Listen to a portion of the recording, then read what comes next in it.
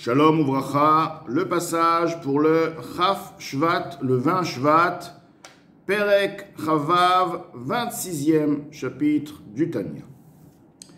Beram kegonda tsarich leodue klal gadol. Tout de même, en ce qui concerne ce qui vient d'être expliqué plus haut, suite à ceci, il est nécessaire de faire connaître une grande règle. Ce qui veut dire, la règle qu'il va nous donner par la suite est en effet la base pour réussir à gagner le penchant, le mauvais penchant, que ce soit en ce qui concerne réaliser les mitzvot, que le mauvais penchant essaye de nous arrêter, de nous refroidir, ou alors de ne pas commettre des avérotes. Tout ceci donc a été expliqué plus haut, largement, la nécessité de réveiller l'amour que nous avons en soi, que ce soit un amour révélé de manière à ce qu'on puisse par la suite repousser, de par cet amour, de par cette crainte, les tentations du nefesh habami, de l'âme animale. Mais tout ceci est encore, l'Admour Azaken nous dit, une base importante, que si cette base ne va pas être appliquée, ceci ne sera pas réellement possible malgré la méditation et malgré le réveil que nous allons imaginer de réveiller, ou même plus, on va dire, ce sera même difficile de réveiller donc l'amour en soi et la crainte en soi. Donc voilà, le Perek Chavav va nous parler de cette grande règle. Kikmo shenitzachon enatseach davar gashmi. Car de la même manière, lorsqu'il s'agit de gagner, de vaincre un sujet matériel, Kegon par exemple, Shne Anashim Amitavkim Zeimze, deux personnes qui combattent un avec l'autre, Leapil Zeedze, pour faire tomber un l'autre. Hine, voici, Im Haechad ou Beatzlut, si un des deux agit avec paresse, ou kvedut et avec lourdeur, Yenutzach bekal, il sera facilement vaincu, veipol, et il tombera. Gam imhu gibor yoter mechavero, même si en effet il est plus fort que son adversaire.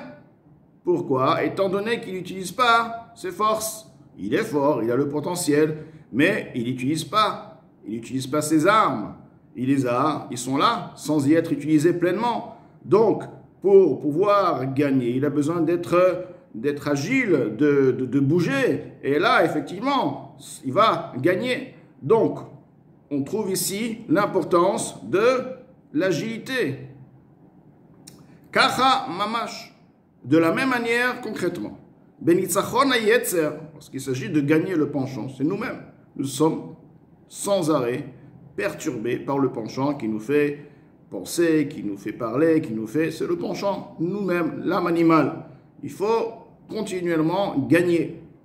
Yefshar lenatzro, il n'est pas possible de le gagner. Beatzlut ou kvedut, si on agit avec paresse, avec lourdeur, pèse, animshachot, miitzavut, meatzmut, vetimtum, alev, dont la paresse et cette lourdeur-là a une source. Provient d'où? De la tristesse, de l'obstruction du cœur, le bouchement du cœur. Kaeven, comme la pierre. Donc, il est nécessaire que quoi? Ki imbizrizut, uniquement de par une agilité, une rapidité. Anim shechet, dont cette agilité provient d'où? Mesimcha, de la joie. Uptichat alev, de l'ouverture du cœur. Vetar ato, et de sa limpidité, de sa pureté, mikol nidnud da'aga, de toutes sortes, même léger soucis, ve'etsev et tristesse, baolam, qui puissent exister dans le monde. Donc, la grande règle est là, la joie. La joie est la source de l'agilité. À partir de cette agilité, il sera possible de vaincre le Yetzer Hara, c'est-à-dire de commencer à la méditation, etc., de réveiller en soi l'amour et la crainte de Hachem, l'amour que nous avons. Mais tout commence à partir de quoi? De la joie. Parce que sinon, la tristesse, la lourdeur nous empêchera d'avancer, on ne pourra pas accéder à cette méditation, à ce réveil d'amour, et donc à la guerre, à la victoire contre le Yetzer Hara. Ce qu'il est écrit dans le verset, dans toute tristesse, dans la tristesse, il y aura un bénéfice, un surplus. Donc, apparemment, une tristesse est positive. Et là, la Doumazake nous dit, non, une tristesse est négative. Pirouche, alors l'explication, il y aura effectivement un bénéfice, une supériorité qui proviendra de la tristesse.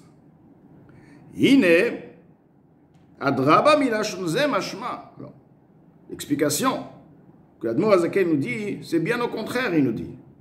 De ce langage, de ce terme, il est sous-entendu qu'en effet, au contraire, tu viens m'amener un verset pour me dire, il est dit que la tristesse a en elle un bénéfice. Maintenant, je te dis, le verset te dit tout le contraire. Il te dit que la tristesse, en fait, il te fait comprendre que la tristesse, de manière générale, est négative. En bomal n'a pas en lui de positivité. Il n'y a rien de positif qui provient par une tristesse. Rak, c'est uniquement, Shiagia veyavo, mimeno, il pourra provenir et accéder à partir de cette tristesse, ezeitron, une supériorité, un bénéfice, ve'ahinu, et ceci, hasimcha, ha'amitit, la joie réelle, Bachem Elokav en Dieu, Hachem son tout-puissant, Hachem le tout-puissant, Elokav son Dieu, Abaa Achar Etzev Amiti, qui proviendra, qui se révélera suite à la tristesse véritable, c'est-à-dire à une tristesse positive, Leiti Mezumanim, lorsqu'elle se fera dans des moments propices, Al Avonotav, une tristesse qui est liée suite à ses fautes. Il est triste d'avoir fauté. Bemar nafsho, par l'amertume de son âme. Velev nishbar, un cœur brisé. Shaliedeze, car à travers ce brisement de cœur, nishbera ruach atuma, se brise l'esprit de l'impureté. Car l'impureté se trouve dans la personne. Cette impureté est une force, la force de l'âme animale, qui reçoit ses forces des klipot méod, des forces impures, et ceci le met dans un esprit impur, ce qui veut dire un esprit qui ne ressent pas la divinité. Et là, cet esprit devient brisé, se brise de par l'amertume. Vesitra chara, l'esprit d'impureté qui se brise. L'autre côté, le côté de l'impureté qui se brise. Umchitza, chez le barzel et la cloison de fer, amafsek et beno, les aviv, chez Bashamaim, cette cloison qui arrête et qui sépare entre lui et son Père qui est dans le ciel. Comme il est écrit, expliqué dans le Zohar, al-Pasuk, sur le verset, commentant le verset, Ruach nishbara, lev nishbar vegomer. Un esprit brisé, cœur brisé, etc. C'est-à-dire l'esprit de l'impureté se brisera de par le brisement du cœur de la personne. Ve'azai, suite, c'est alors, Yekuyam bo reshe dekra, sera réalisé dans cette personne qui a brisé, donc son cœur est brisé de par l'amertume sur ses fautes, se réalisera le début du verset qui est donc, David Amelech nous l'amène dans le Teilim Nun Aleph 51, Tashmieni Sasson, Vesimcha Vegomer, il est écrit là-bas, tu me feras entendre, tu me feras connaître la joie, l'allégresse, etc. Ashivali Sasson Ishecha, redonne-moi, donne-moi à nouveau la joie de ton salut, vers Ruach Nediva Vegomer, un esprit généreux, etc. Donc, de ce verset, il est clairement, de manière évidente, que c'est justement la joie qui est la base, le fondement, puisqu'il te dit, Bechol Etzev, Iemotar. La tristesse n'est pas bonne, mais je te dis, il y a un plus qui va venir. C'est-à-dire que la tristesse va t'amener à la joie. En effet, le verset te souligne l'importance de la joie. Donc, qui est, comme Admorazaken nous dit, Klal Gadol, une grande règle. C'est la règle. S'il n'y a pas de simcha, on ne peut même pas commencer parce qu'on est déjà lourd, on n'utilise pas ses forces, donc fait partie de la tactique des combines, du Yetzerara, du penchant de l'âme animale, qui est nous-mêmes, qui est totalement combiné, sans arrêt, comment, etc. Elle fait tout ce qu'elle a en son pouvoir pour ne pas laisser la personne retrouver son bonheur, retrouver sa neshama, son âme éternelle, son âme divine, l'amour éternel, etc. C'est l'âme animale qui est là, qui est totalement avec des combines. Il faut savoir que s'il y a cette tristesse qui n'est pas justifiée, qui n'est pas liée au Averot, celle-ci aussi, elle doit être liée seulement si elle est réservée à des moments propices, elle doit se faire comme elle se doit. Alors il faut savoir que cette tristesse est négative et il faut la chasser immédiatement. Ceci est la raison simple, des raisons plus profondes, et déjà la raison de première de base, le tikkun ha'arizal, sur le fait que le Harizal, Rabbi Yitzhak Luria a institué l'homme de Omar Beni, Zichrono Livracha, l'Omar de dire Mizmor Zeh. Ce verset, le verset Nun Aleph 51, Achar Tikkun Chatzot, une fois avoir fait le Tikkun Chatzot, donc c'est la prière, la tefila qui se fait à minuit, durant la nuit, sur la destruction du Beth Amikdash, sur la galoute de la Shrina, la galoute du Ham Israël.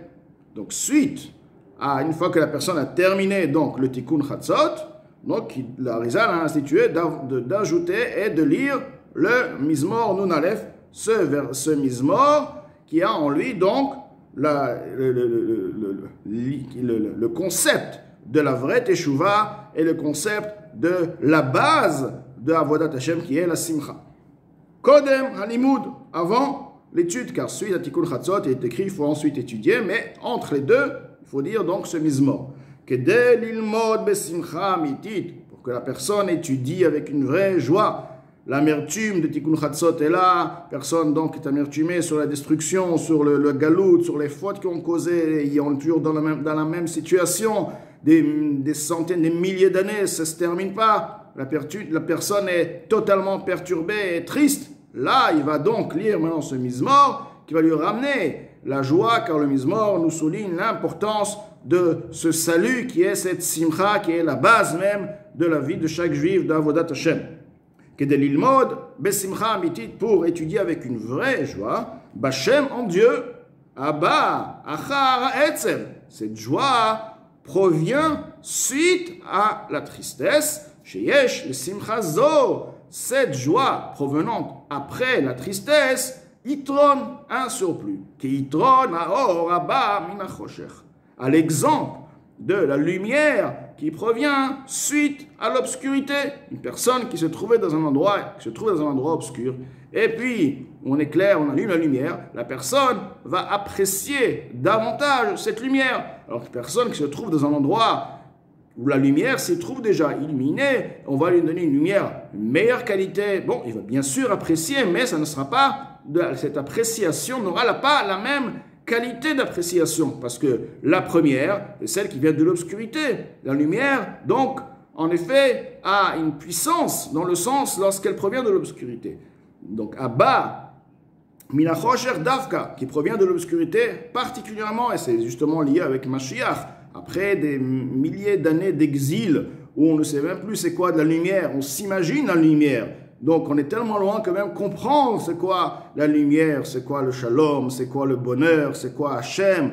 On vit dans des imaginations. Et puis d'un coup la lumière qui Hachem yelach leor olam, ce ne sera plus la lumière du soleil. Le prophète nous dit c'est la lumière de Hachem qui sera pour toi leor olam, une lumière éternelle. Veshalmu yemei evler, ce seront terminés les jours de tes deuils de la galoute. Donc là, l'âme Israël va profiter de cette lumière, ça sera une joie incroyable, on ne peut même pas s'imaginer. Donc c'est ce qu'on nous dit, qui yitron haor, le surplus de la lumière lorsqu'il provient suite de l'obscurité. Comment shekatouv, donc davka, comment shekatouv bezohar, comme il est écrit dans le Zohar, al pasuk, sur le verset. Le Zohar explique le verset. Veraiti sheshitron nachochma min asichrut. Shlomo HaMelech nous dit dans Kohelet, j'ai vu qu'il y a un surplus à la sagesse par-dessus la bêtise, keitron haor, de la même manière, à l'exemple de la lumière, le surplus